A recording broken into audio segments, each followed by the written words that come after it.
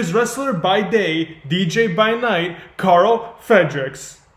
What's going on, man? How you doing? I'm doing great, man. I'm doing great. Let's start this interview. Let's start with the first question, and it's what made you decide to want to take bumps your whole life? What made you decide to want to be a wrestler? It was one of those. Aside from probably playing quarterback for the 49ers, it was one of the first things, when you're a little kid. Like, what do you want to be when you grow up, little boy? It was pro wrestling, and I played football my whole life, played college football, and I found myself at a bit of a crossroads in, I want to say, 2012. Sometime around then, I had stopped playing football at the university that I was going to, and I was going to college here in Reno, and just really getting the itch to like get back on the field or to just do something, because I had started taking the gym, oddly enough, much more seriously than I ever did when I was an athlete growing up, and so I'd fallen in love with fitness and all of that, and I just really, I wanted to play, I wanted to do something, and it was The Rock coming back to Wrestle Cena for the first one. And it was the first WrestleMania I had watched in years, because I think somewhere around 2007, I kind of just fell off of wrestling completely, because I literally watched MTV and the NFL Network. It was football 24/7 for me. So then that got me back into it. And then I just kind of had that light bulb moment of like, wait a minute, like this is something that's possible. This is something I can do. I was playing music in bands at the time too, so I was already had left sports and gone into the entertainment end of things. And I got that idea, and I only had a few years left of my college before graduation, and so like then and there, 3 years before I ever stepped foot in a ring, I decided that okay, I got my backup plan, and as soon as I graduate, like that's what I'm going for. That's amazing. I didn't know you were a college graduate. How was it balancing college and, taking the bumps or practicing to take the bumps? So my last semester, so let's see, probably about the last 7 months of school is when I started training, and just, man, my schedule, luckily, so at the time I was bartending at a nightclub. So during the week it was class, and then I would go to class, and then I would go across town to my CrossFit gym, and then I would go to wrestling training, and then I would go to the gym on campus and do like the body, the pretty lifts and the aesthetic lifting. And I remember specifically probably just like my first few weeks, maybe my first month after just bumping and, just getting used to it and just thinking about like, fuck, man, this hurts. Like this, everything, like the ropes hurt, everything. But there wasn't a day that I didn't come home from training just like excited. Like I couldn't, like the girl I was dating at the time and I couldn't wait to come home and tell everybody about training, and that's all I talked about. I got this bruise right here. You want to see it?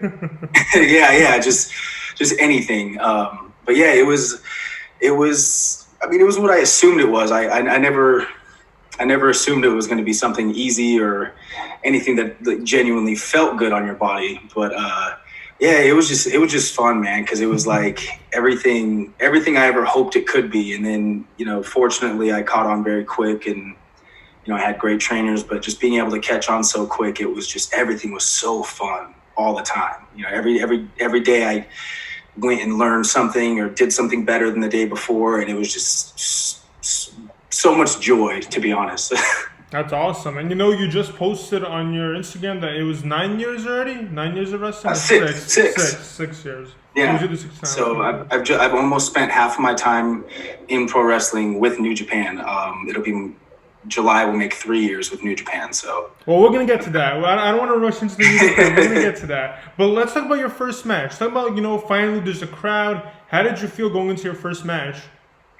Man, my first match, the story that is pretty special to me. It was during my last semester of school, pretty close to graduation, and we threw an event on campus. So we were up in the student union, and I think we had around 700 people, took up 2 ballrooms and packed it because it was, a wrestling show on a college campus. And so I had all of my friends, any close friend that I had made in my time there at the university, and then my hometown's only about an hour and a half away. So all of my cousins came up, and my cousins, they all have little kids now. And yeah, so I got to wrestle in front of my family, my friends. The main event was like this big battle royal, and I won the battle royal. So like that was huge because, you know, those, my first pop was like an insane one. You know, my first win got this crazy reaction, and then the show that we did was actually a charity event for the Northern Nevada Children's Cancer Association, I believe is what it was called. But my nephew, one of my oldest nephew, he had leukemia for a few years when he was very young. So there was about 3 years when he was going through treatment and stuff like that. And it was just nice because they had made sure that every time he was at the hospital, you know, they had like football players coming in and like greeting the kids and, you know, keeping their spirits up. He got a ton of gifts on all the holidays and his birthday and things like that. And they helped my family out a ton. So it was pretty cool that I was able to take part in an event that gave back to them. And then my nephew was there as well. And I got to bring him in the ring afterwards. And it was just a little bit more of a fairy tale than I would have expected from my first match, you know? That's incredible. I've never heard a story where it's like my first match, I won, and it was a battle royale, and all my friends were there. Wow, that's awesome. It was awesome, man. Wow, that's incredible. All right, so tell me about your first ever championship victory, if it was in an independent show or when. Also, if you do have any photos or videos of that match that we just talked about, send it over. I would love to put it up on the YouTube page too. Cool.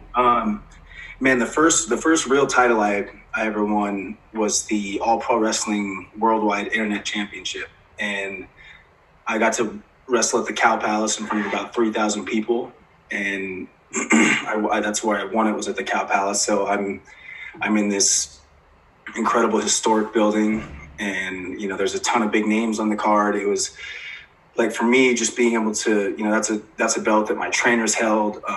Brian Danielson, Christopher Daniels, you know, just Mike Modest is another, you know, West Coast legend.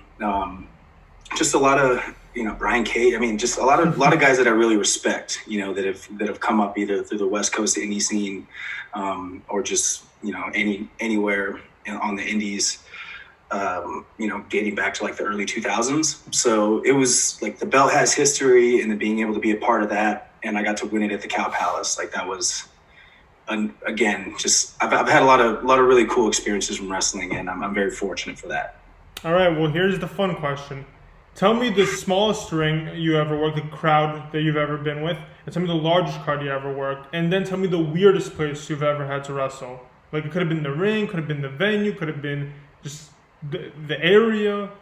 Okay, so I'll start with, so we're going smallest ring? Yeah, so just smallest crowd. I think I'd say, well, the smallest ring and the smallest crowd, that's going to be the same answer, to be honest. All right.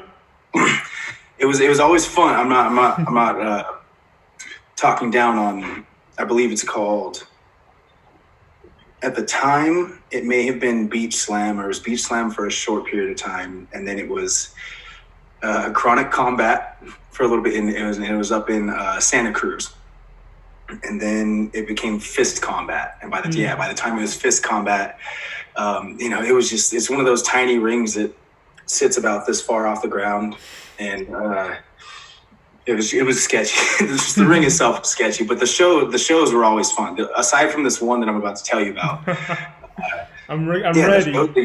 The show usually had, you know, there was always a good crowd, and it was there was always at a bar or something, so the crowd was always super fun. And at the time, it was again the perfect place, you know, wrestle anywhere and everywhere, and it was a good place to get some experience and, you know, experiment with stuff and all of that. But I actually wrestled Jeff Cobb there, this specific show I'm talking about, in front of about 8 people, I would say. Definitely less than 10. And then, it was just for whatever reason, it was winter, and I know there was like a snowstorm, because I remember getting back home. For us, it was more so the weirdness of the trip was just me and my car. We had a lot of issues that we dealt with, like trying to get back home. Battery died and the weather was too bad, and we had to drive this ridiculous route all the way around to avoid the snow. But yeah, it was, about 8 people in Santa Cruz. The largest crowd I wrestled in front of was in the Tokyo Dome at Wrestle Kingdom in January 2020. I think more than 40,000 people. I know that. It was ridiculous. We'll get to that one. We'll get to that one too. Yeah. So that's the biggest one. And then what was the next? What was the third weirdest, one? is this the most sketchy place, sketchy venue? I've heard like weed festivals. I've heard bars. I've heard UFC rings, octagons. I've heard a lot of weird. Yeah, I'm trying to. Where's just somewhere silly? I heard a barn. I heard barns. I've been fortunate enough to not do any barn shows.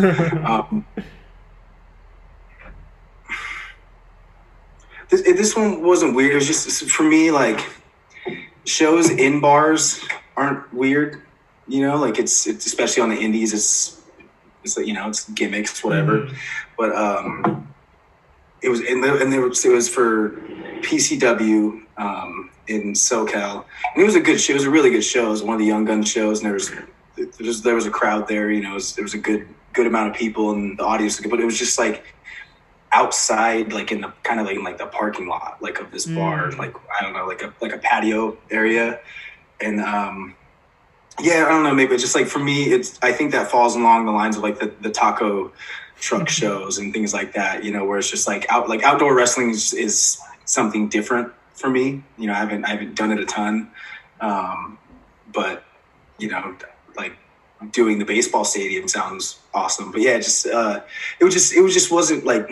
I guess I would say I was more so like concerned, like, this doesn't feel like it's going to be like a wrestling show, because they run like a great venue for their big shows, their regular shows. But no, there was a big crowd. There was a lot of people, and the card was awesome. The people were awesome, and it was a really fun show. But I think, yeah, just vibe wise, again, not a bad vibe, but just like and this is after I had done the show in front of 8 whole people, this is months after. So at this point, I'm like, well, I know that's possible. So we'll see what happens. All right, awesome. And I'm curious, what was your gear before that? Because, most people saw you as a young lion, and then your very unique look that we will talk about. What kind of gear tricks did you have before all that? Oh, man, I was on top of my shit, actually. Even before that very first match, that Rumble, I had, kick pads and bikers made, and they ended up turning out great, but I ordered them, I had them paid for and ordered hopefully to be ready like a month in advance of that event. And then, every wrestler has stories with a gear maker. Like, you don't hear from him, and then you're trying to reach out. And then he finally got back to me. He was like, oh, don't worry, it'll be there. And they showed up the date after. So my debut match, I had like practice kick pads, just plain black ones.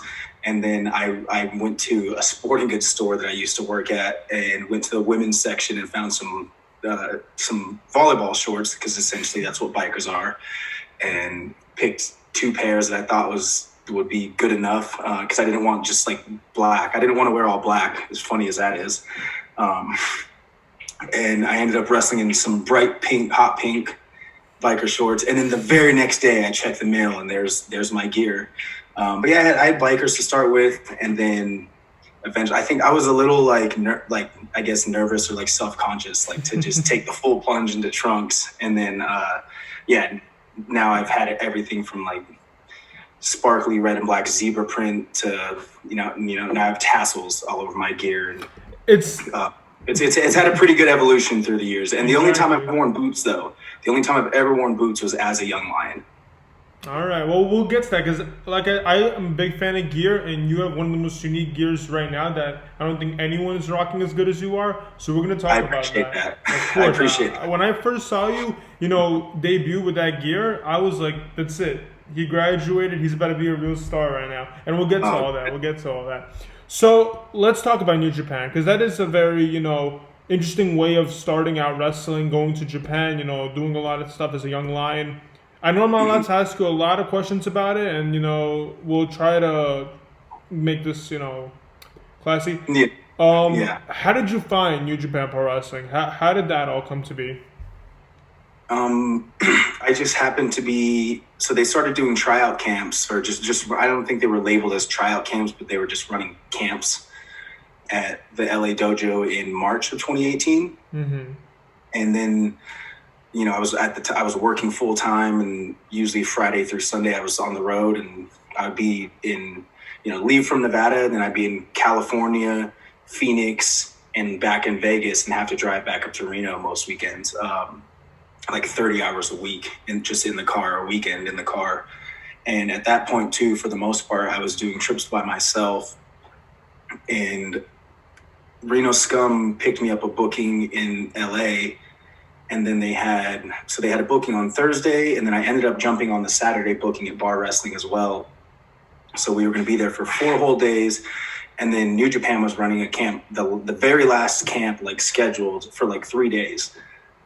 And at the time, I knew I was ready to be signed, and I knew I was good enough to get signed. And I was confident that it would be worth the money to pay for the camp and go to the camp and get in front of them and see what happens. And I borrowed money from my uncle because I was super broke.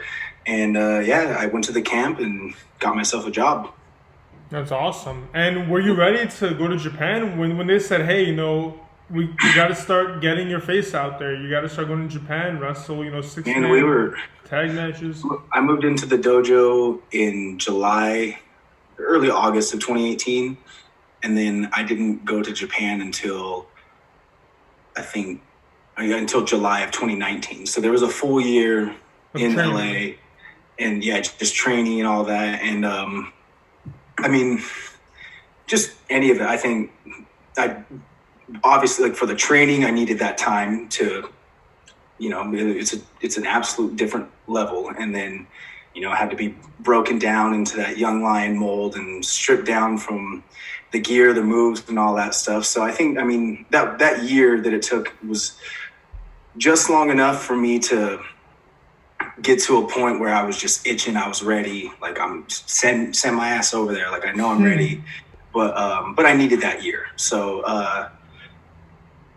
by the time I got over there, like, it was, it's a 5.5 week tour. I've never really been outside of America, other than to go to like Rev Pro, which was also with New Japan, just a few weeks before I went to Japan. So it was like I got to deal with like culture shock, seeing how hard it is to tour like that and to be on a long tour, and then just all the young lion duties that those that you still have to have like during the tours, and you're still training every day for like full training, bumping your ass off, sparring, all that stuff before the shows, before I have to go wrestle in front of the biggest audiences I've ever been in front of every single night. But yeah, it was going over, I think, for the G1 is as stressful as it was at times. Just being my first time over there, it was definitely a blessing, because it was just like 100% being thrown into the fire. Yeah, that no one could say I started in the G1. I made my debut by going to the G1. So it was, That's awesome. That's incredible. So let's talk about the psychological, mental, I want to say torture of basically being a wrestler and then being turned into a young lion, where it's like you can't pretty much do anything. Again, we're not getting into specifications, but it's like you're going to learn. You're going to be a student, and everything that you knew before, forget about it. You're going to start over from scratch, literally. I think as far as that, forget what mindset, and even, I guess, maybe like a rule of thumb, is something that I was taught by my trainers, the Reno Scum, anyways. I think that really is the case anywhere you go. Wherever you're at now, you go to your new employer, and they tell you this is how we do things here, and you learn the way there. So I remember before my first WWE tryout, Adam had texted me, and he's like, forget everything we taught you. He's like, do it how they say it, do what they say, that's it, and that was just one, hearing that, and then it immediately made sense. So it's just very easy. It was easy in the sense to like not resist anything they were teaching. And then just, meeting Shibata-san, training with him for the short period of time I did when I got the job offer, and then, seeing, sitting down and talking with him and just knowing, it's that coach that offers you the job and says, I want you on the field. Like, I want you on the team. So it wasn't too hard to buy in and just, give in to the system and the way they do things. And it's, it's very maybe where you're leading, it's very militant is the way I would describe, people don't really, some people think they understand what it means or what it's like, and other people have no clue. I would just say it's a lot like the military. You start from the bottom, and you earn everything that you get, and there's a lot of it's a mental test. It's a test of spirit. Like the fighting spirit is a very real thing. It's not what these people think. They watch a little bit of Japanese wrestling here, and they think they know what strong style and fighting spirit and things of that sort is. And it's a genuine spiritual thing.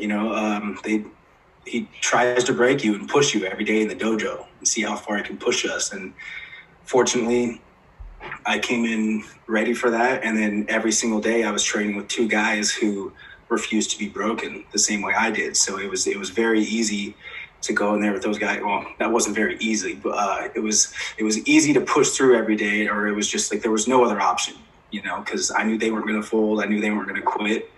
And, I'm one of them.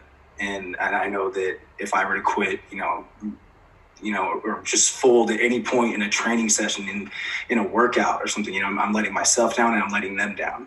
And then ultimately I'm letting Shibata-san down, because I really feel like as hard as it was, and as much as, they try to break you and things of that sort, but I don't think he would have pushed us to do a single exercise or drill if he didn't think that we could do it. So I think it would have disappointed him, because then maybe we wouldn't have been who or what he thought we were. So it's real life over here, man. Like when you come to the system, that's kind of like what I tell people. It's a very serious thing in the dojo. It has a heartbeat, and it's a very spiritual experience in my opinion. Yeah, and I say this all the time. There's so much wrestling out here in the U.S., but it does not compare anywhere close to New Japan Pro Wrestling. And, because there's not really that much storyline there. There's no promos. It's just brutal 20-minute, hour-long matches just to see who can handle it. And, being even a New Japan Pro Wrestling wrestler, especially being a young lion, highly respectful. The things that you had to endure just to get to where you are now is incredible. I appreciate that. Of course. So let's get to being in Japan. How did it feel being basically like a tourist? Like, I don't speak the language. How am I going to manage to survive here? How was that like? It was pretty stressful. I've always been, because I'm from a very tiny town, so I've always been infatuated with big cities, and I've always wanted to travel the world and see the world and things of that sort. So it was very exciting. But then there's the moments like, the bus is leaving at 2 p.m. or something like that, and we're in the hotel, and I wasn't smart enough to get phone service over there. I thought I would be fine with just Wi-Fi. I wasn't. And, so I wake up early, and, I get on my phone at the hotel, and I map out the route to the Gold's Gym, and, I have plenty of time to get back, and we have to be out to the buses well before it's scheduled time to leave, Mm-hmm.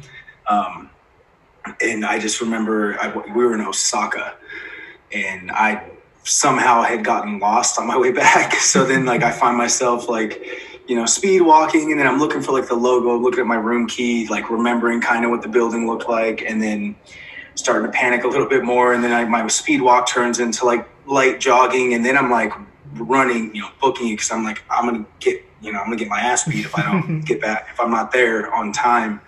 And then I have no way to contact anybody. and I went into a bike shop, and the guy didn't even have, he had like dial-up internet and like printed out on like an old computer, printed out like some directions for me. And then the language barrier was weird. So like it was hard to communicate, but I had my room key. And so there's like little moments like that where it was like stressful. And then other times where getting lost was fun, you know, because I didn't have, if I had a free day, like that was fun. But yeah, I love that place, man. I miss it because I was on every tour from the G1 until the Wrestle Kingdom of that year. So I spent a lot of time over there, a ton of time, but there's so much that I haven't seen, and you know, not too much leisure time to go like sightseeing during the daytime and things of that sort. So I'm definitely looking forward to being able to do all of that. Yeah, and man. there's a Godzilla zip line that I'm really trying to get to, because I think you zip line like out of his mouth or something crazy like that. Oh, So. that's dope. Oh my god, that's fucking awesome. But yeah, you know, just like you talked about how it's like you miss it. You graduated when there was during the pandemic, right? During Strong. So no one in Japan has seen you as a full on, no longer a young lion. And I mean, looking at, you know, still, it's up in the air because of, you know, lockdowns and visa issues and things of that sort. So it's all still up in the air when I'll go back. We don't know any plans for that stuff. So it's going to be probably closer to 2 full years before I'll be back in front of the Japanese audience, which I think in the long run, it's been, for me, it's very frustrating, you know, mentally, just not being a part of anything other than the Strong show, you know, but seeing all the stuff that's going on over there, and like I want to be on the main roster, fighting the main roster, and you know, missing the cup. I wasn't in the USA Cup this year, and it's been tough on that end. But I think in the long run, it's going to benefit me a bit, because this is kind of like essentially my excursion. Mm-hmm. You know, usually they send you away for a couple of years, so hopefully the fans will be just as excited to see me as I will be them. Well, here's the, you know, plus side of this. Like I said, it's an excursion. You know, a lot of people done it. You know, Tanahashi did it, Okada did it. Now you're doing it. You were doing a lot in Japan. A lot of people who watched you, you know, were mainly the Japanese audience. Now you're back in the U.S. making debuts all over the place. You were on Prime Time. I saw that. I was very amazed to see that. You know, and now Impact Wrestling, you know, is making a connection with New Japan, where they took, you know, David Finlay, Juice Robinson. Who knows, you know, maybe you'll make a debut in Impact in the next, you know, year and two. So we'll see. So there's a lot of pros to being back in the U.S. where a lot of people have not seen you. For example, first time I ever watched you wrestle, I had the privilege of being in the Hammerstein Ballroom. It was the most recent, I think it was like the last New York show they had. It was Lance Archer, you versus Lance Archer. That was October 2019? September, I think. September, October. Yeah, it was it was September. It was right after the Young Lion Cup, I remember. Yeah, so, and we're going to talk about the Young Lion Cup too. We're going to talk about that. But, you know, just by bringing that up, like, a lot of people may have forgotten what you could do, or, because, you know, a lot of people from New Japan, wrestling is such a small circle where it's like you have fans that actually know about the independence and care for the wrestlers to develop themselves, like people who are a fan of Ricochet, who they knew came from New Japan, came from, you know, ROH, all those other. And there's like people who are just like, oh, I'm watching this company because this is the company I've heard of all my life. Now that you're in this, you have the privilege to be everywhere and get that exposure up in the air. Yeah. So when you do come back to Japan, you'll be already a top star than you already are. Yeah, I mean, I hope, and once we get things going, you know, my first and foremost, I'm dying to get back to Japan.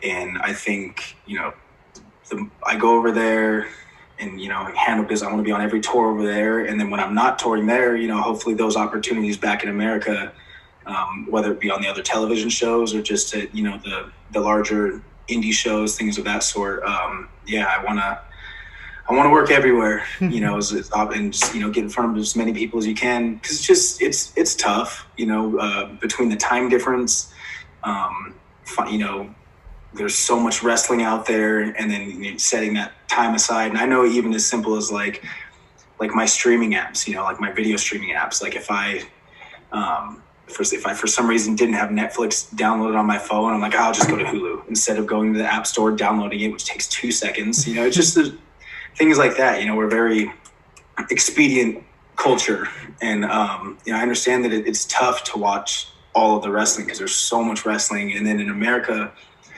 I didn't grow up watching Japanese wrestling, and now, like, thankfully, like, it's as wrestling's flavors of ice cream. The wrestling in America is much different than that in Japanese.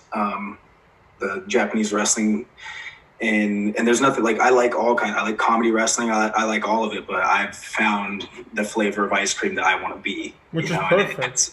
And it's definitely Japanese wrestling. So first priority is I want to be over there, and I want to be wrestling all of our guys, because I truly feel like we have the best roster in the world, and that just what we do, the wrestling that we do is the wrestling that I want to be doing. That's awesome. I tell all my friends this, when we watch New Japan, when we stay up till 3 a.m., 6 a.m. watching New Japan, I tell them that the minute you graduated, this kid's going to be a star. Look at Okada, and he's going to be the next Okada. I know that you're going to hold the brand at one point, because you were one of the first Young Lions that I, got introduced to, especially winning the Young Lion Cup against Shota, That was insane. So let's talk about the Young Lion Cup, because I know that must have been an honor, a privilege. When did you hear you were going to win it? How does it work in that aspect? No, I just went out and ran that whole tournament. I went out and I lost to Ren Narita in the first round, and knew it was point based, so there wasn't really the finals or anything like that. And after that match, I won every match for the rest of the tournament, and then it came down to Shota and I in that final, and we were both tied. And it was just, it was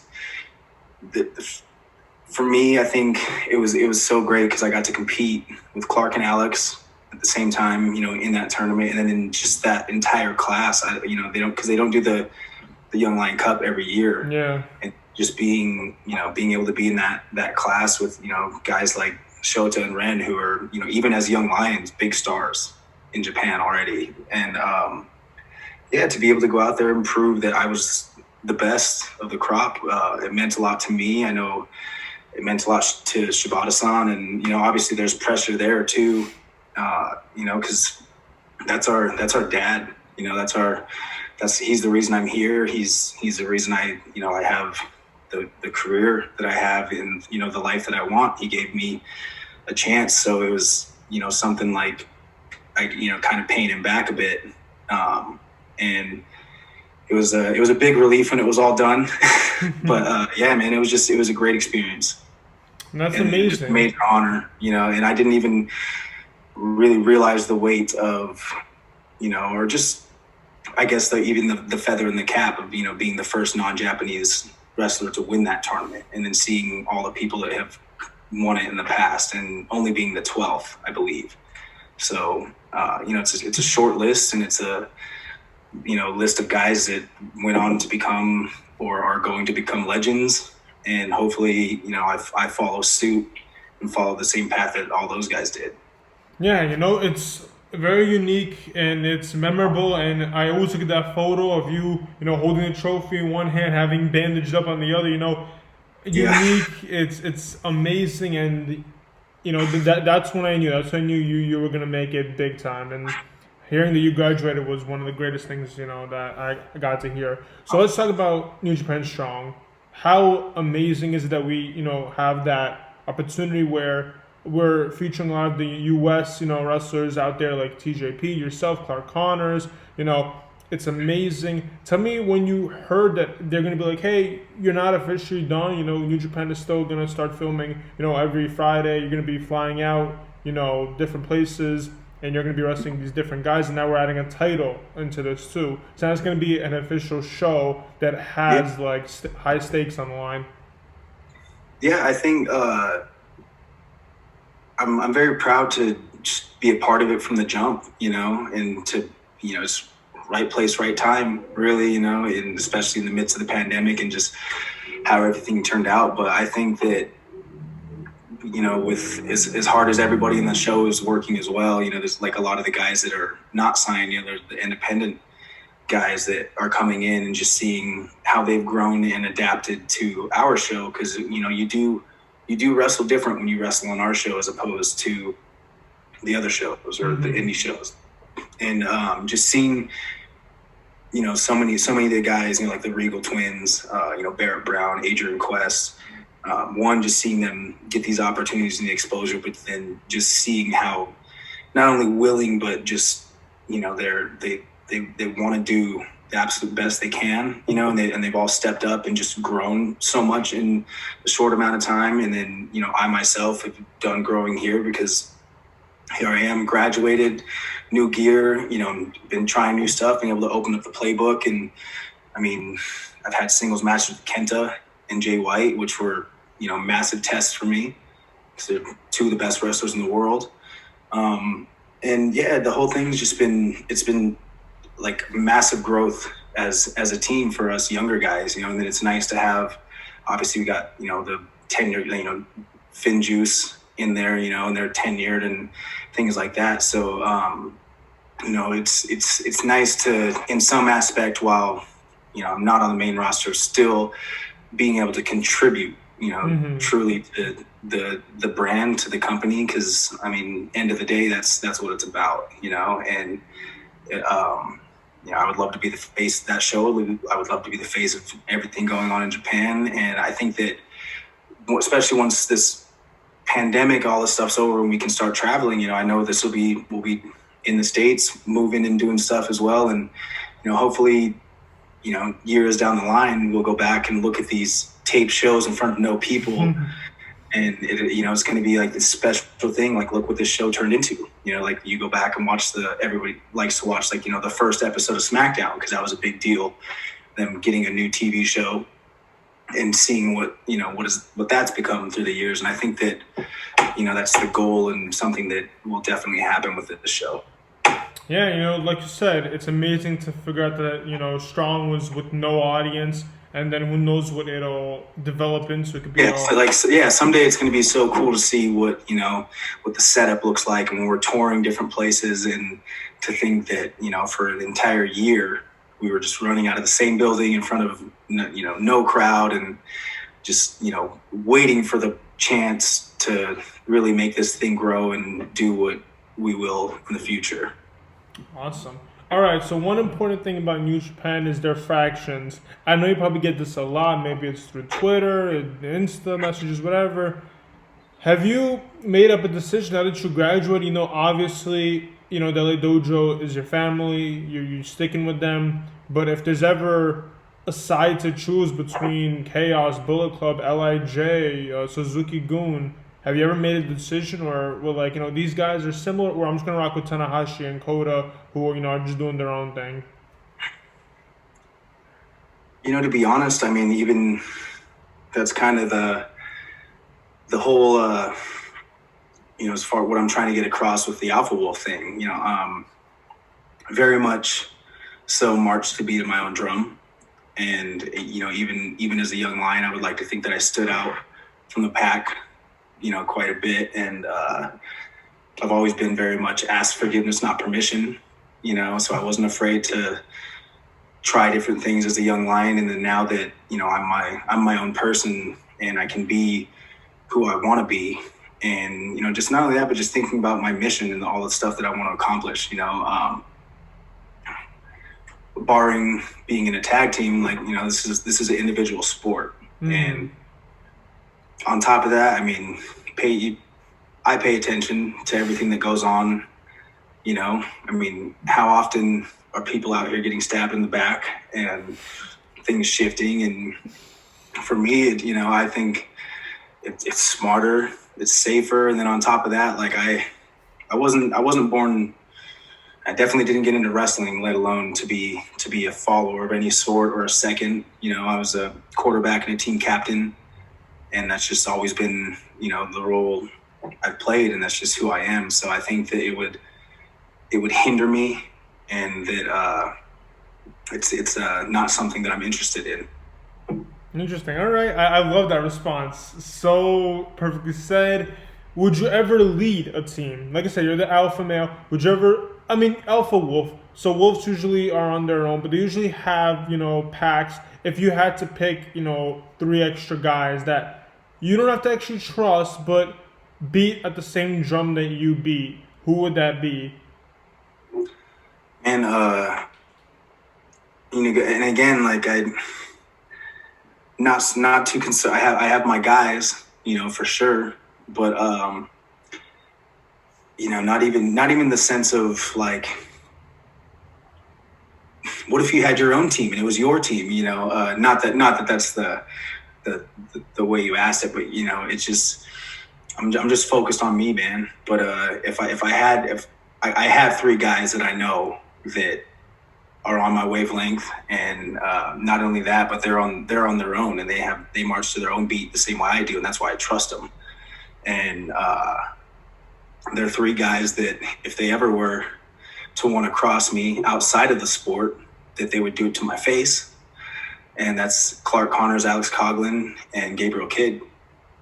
And, granted they're, still in the system and, going through it. But, someday there's the absolute possibility there, because that's three guys that I trust. So if that's something that if we collectively decided that was something we want to do, that's, I would, at the end of the day, that would be a case of me putting my ego aside and just trusting my friends. And I think that's something that I could do. Yeah, the reason why, I asked the question a little bit differently, from the first one to the second one, is because when you sign up for something like New Japan Pro Wrestling, you're going to have someone, by your side, because there's just too many fractions, so many numbers. And like even on Strong, you're always in tag matches most of the time. One of my favorite matches is you and TJP in a tag team. I mean, you guys are so balanced together. It's kind of unique. But, it's the point where it's amazing to see that the Wolfpack stays that, when it's time that you guys want to make a name for yourselves, all of you, you at least will do it as a revolution type of thing. Yeah. And that's still, either way, that's three guys that I know that, regardless if we're wearing the same shirt or not, that's three guys that I know will have my back either way. And, I think people probably also don't realize, just as you said, like there's, it's a numbers game, absolutely, and it's faction heavy. So it may not even be the smartest move, to approach things the way that I am. But look at Kota Ibushi now. But and this is who I am. This is how I feel. So, now that I can be me and can be my own person, this is the route I want to go. And no one is stopping you from that. It's, it's going to be one of the greatest routes you decide to take. So let's talk more about your goals. Strong is very much new. It is very much exciting. Since you are currently doing that, what is your goals in Strong? Is there anyone that you want to fight? Is there anyone that you believe, need to get in the ring with? Is there any specific goal you have in mind? Is if it's to win the title or anything? Yeah, man, I'm greedy. I want all the belts. I want all the titles. We have that Strong Openweight Championship now, and I wasn't in the tournament, and I believe I'm the best on this show, and if I didn't, then I don't think I could survive here. If you don't have that mentality, I don't think anybody that's worth any salt doesn't believe that in themselves. But I haven't really, aside from Jay White and Kenta, but that was last year. Mm-hmm. And we got guys like Brody King on the show, and we got JR Kratos and the big boys, the heavyweights. And for me, I want to go out, because I still don't think people, not that I'm not being taken serious, but people don't understand yet, and granted they haven't seen it, there hasn't really been the opportunity to show what I have in there. And, a guy like Brody King, nothing to sleep on, but like, I know I can stand toe to toe with Brody King. I know I can hang with Tom Lawler. I know I can beat Kratos. That's how I feel about it. But I need those opportunities in order to do that. and then, main roster, things of that sort. Like I said, I'm greedy. I want all the straps. I want to win every tournament. I want to, this is sport, and I want to win championships and make money, and you make money by winning championships. So, I want all those accolades. And what I love about New Japan is you have to go out and earn those. It's not, you got to go to, to win the New Japan Cup, to win, look at that bracket every year. Look at the G1, look at those blocks and, and how brutal that is and what it means to win those tournaments. And that's absolutely at the top of my list is win every tournament, win every title, Yeah, that's perfectly said. Let's end it right there. Tell people how, because I think that's just the way we should end it at that point. Everything was mentioned there. Goosebumps. But tell people where they can find you on social media, how people support you, buy whatever merch. Obviously Twitch stream. I know you did a few Twitch streams with the DJing. Yeah, I'm on Twitch. Instagram is Karl Fredericks NJPW. Twitter is Karl Fredericks _. I believe I think if you just search Karl Fredericks on Twitch, that'll pop up. I recently did get my DJ gears all fixed, so I should be streaming and doing all that soon again. Merch wise, Tokon Shop Global, so you can just go to the New Japan page, NJPW1972.com. You find the links to the Tokon Shop. My merch is on there. And if you're watching this and you're interested and you've only seen clips, bite the bullet, subscribe to New Japan World, and I guarantee you that month of wrestling that you're going to get, that you're going to see, watch it the next day, watch it the morning after because of the time zones. But I guarantee you it's going to be, as far as the money you spend on your wrestling and your streaming, worth every cent and then some. Awesome. All right. Thank you everyone for listening. Thank you, Karl, for coming on. It was a true honor.